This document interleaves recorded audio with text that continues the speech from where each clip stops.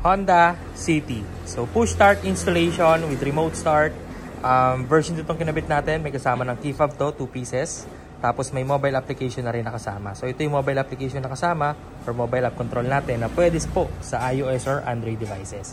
So pwede siyang i-login on multiple devices. Pwede nyo i-install yung app natin on multiple devices. Tapos ibibigyan naman namin kayo ng account or username and password para malagin nyo siya and magamit. Okay, so dito sa app pwede na kayo mag-lock. Yan, pwede na kayo mag-trunk. Ito trunk, tapos pwede na kayo mag-unlock. Okay, so sample natin yung trunk guys. So, pag gusto nyo buksan yung trunk, pindutin nyo to, tapos may lalabas dyan. Tapos, press nyo lang yung send. Yan, bukas na siya. Okay? So, sa key fob, pwede rin. So, almost the same lang naman sila ng function ng key fob, guys. So, kagandahan lang dito sa mobile app natin, if ever mawala yung key fobs nyo, which is 2 piraso, malubat during the travel, may backup kayo na pwedeng gamitin, which is yung app natin, lalo sa mga dead spot areas. Okay? So, start natin. Yan, start na yan. Okay? Pag gusto nyo patayin, press stop. Lagay nyo yung password. Yan, pag nalagay nyo na, and tama yung password na nilagay nyo, pag kinonfirm nyo yan, mamamatay na rin yan. Tapos mamamatay na rin yung ilaw dito sa kotse, tsaka yung umiikot, indicating na nakapatay na yung makina. Okay? May voice command na rin to guys. So, testing natin yung voice command nya. Start! Yan, okay? May voice command din.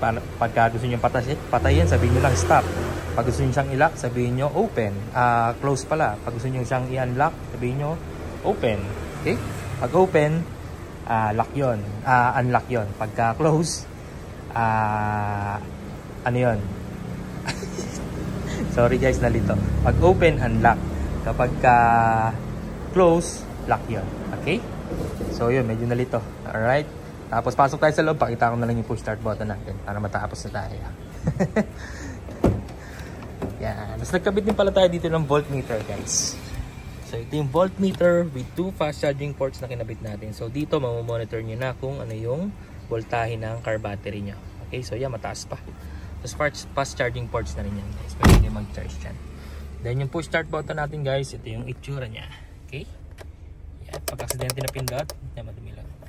Pag aksidente na pindot, hindi mamamatay yung makina. Okay? Automatic transmission, park luggage, tsaka handbrake. Kapag naka-driver, naka-reverse, hindi nyo siya mapapa-start guys.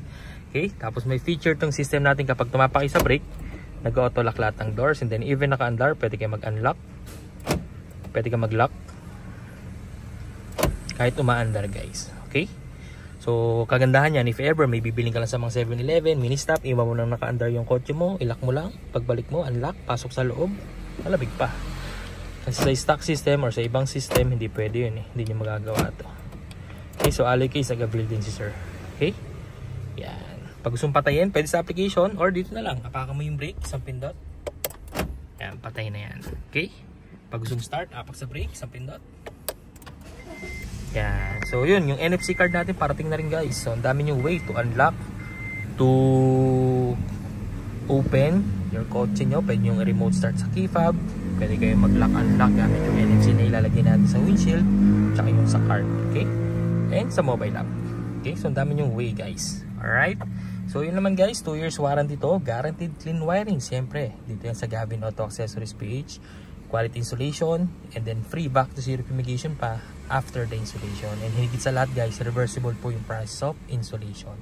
So pwede nyo ibalik sa dati yung system anytime you want. And alam nyo yun, dapat bago kayo umalis dito sa shop guys, which tinuturo naman yun dito sa shop.